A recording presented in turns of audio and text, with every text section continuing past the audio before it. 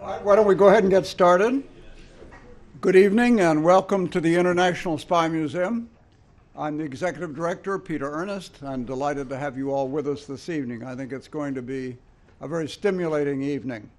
The agenda will be, I will introduce David Frum, who will be our moderator for this evening, and he will introduce the two main speakers.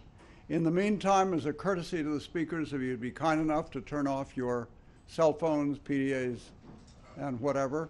Particularly this evening, we are CNN, we are streaming live, and in addition, this will be on BookTV. I can't tell you which date, but my guess is probably fairly soon. I think the subject matter is extraordinarily interesting for any number of reasons. As you know, a major part of intelligence often is simply open source reporting. And because open source reporting is getting so difficult to sort out these days, because of the proliferation of different sources, everybody's a reporter, and then you have the internet. So I hope our two speakers will help us sort some of this out.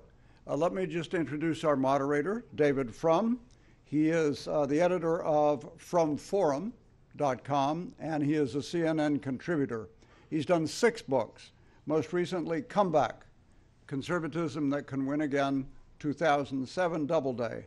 He has regular columns for CNN.com, The Week, and Canada's National Post. He served as a special assistant to President Bush, 2001-2002.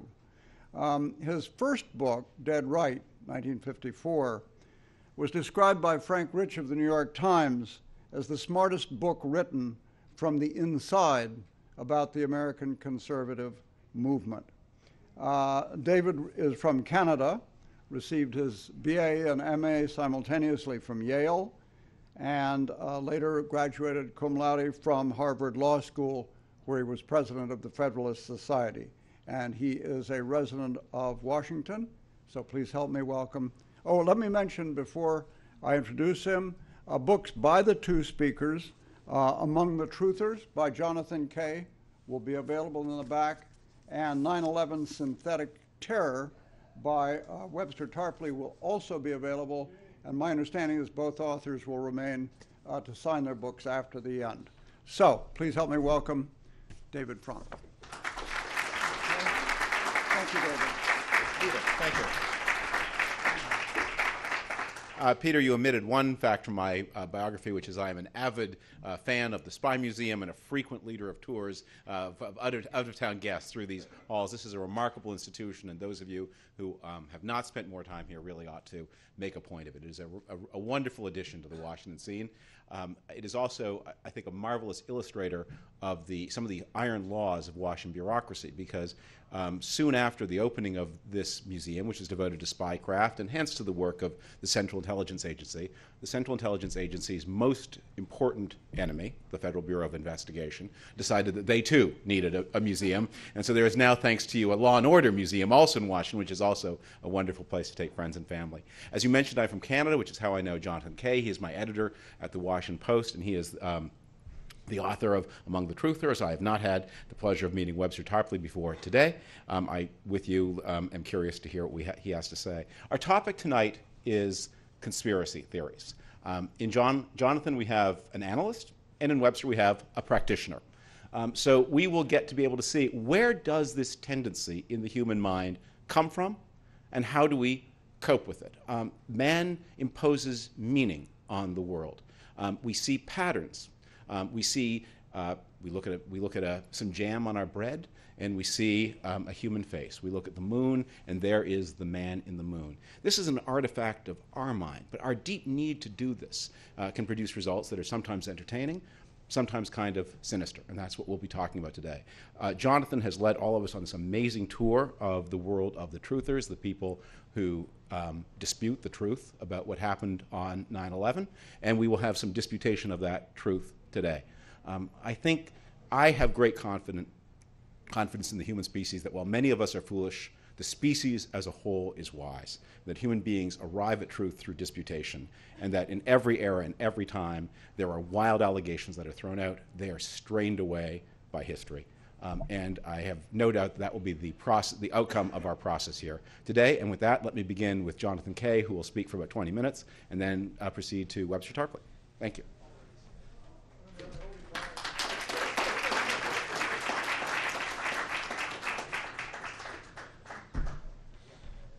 Thanks very much. I admire David's confidence that the truth would emerge.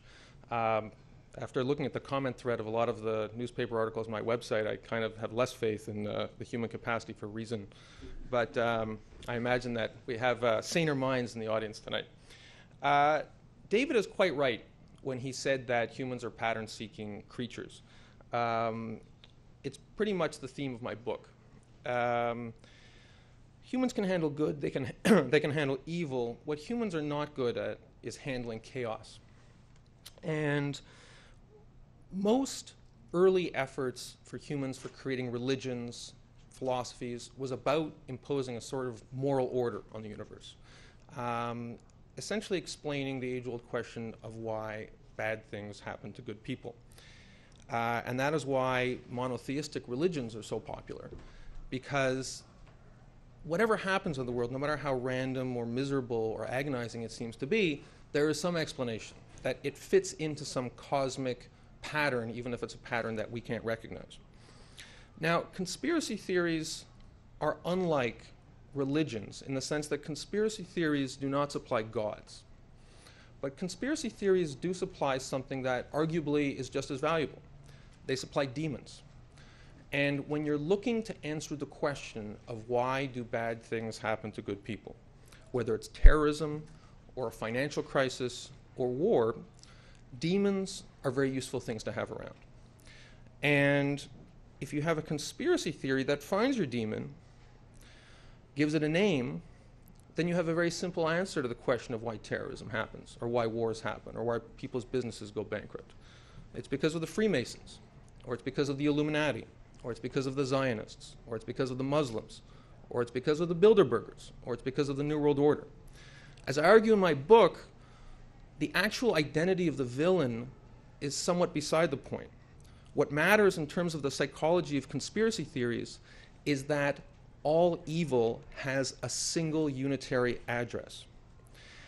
And although the world of a conspiracy theorist's mind can be a very dark place, it's full of evil plots and planes flying into buildings and smoke-filled rooms, in a sense, there is good news that comes out of it, which is that if evil has a name, and if evil has an address, then we can fight evil. We can uncover it. Whether it's George Bush or whether it's United Nations, it doesn't matter. We know what evil is, we know where evil lives, and we can dedicate our lives to telling other people the truth, which is what a lot of people do on the internet. And this struggle becomes liberating for a lot of people, and it becomes somewhat utopian, because the idea is once this evil is uncovered, once the truth is known, then the world will be a better place. Now, let me get back to the book and the people I interviewed for it, including Mr. Tarpley, who was kind enough to give me his time. When I started writing my book, I was interviewed a wide variety of conspiracy theorists all around the United States. And when I started off, my first questions was, what do you believe? Tell me your theory of 9/11. Or tell me your theory of how Barack Obama became president, or how the pharmaceutical companies are conspiring against us, or how the financial crisis was created, stuff like that. This turned into something of a dead end. Because when you talk to a conspiracy theorist, you ask them that open-ended question, you can end up sitting there for about 8 hours. Modern conspiracy theories tend to be extraordinarily technical. It's why I pity Mr. Tarpley. He only has 20 minutes. I'm sure he could speak for hours and hours and hours. For me, it's somewhat simpler. I'm going to tell you all I know in 20. So that was sort of a dead end. When I talked to 9/11 conspiracy theorists, I asked them, I said, tell me what happened on 9/11. And I would get a very technical narrative about what happened with NORAD, how the Twin Towers fell, the metallurgical properties of the beams in Twin Tower 1 and 2. And after a while, I started asking a different question, which I found was much more interesting and became the basis for my book. And the question was, when did you start believing all this? When did you start believing that 9/11 was an inside job? Or when did you start believing that Barack Obama's presidency was illegitimate? And then then the answers became much more interesting, because then I was getting to the root of the issue, which was, when did you lose your faith in the narrative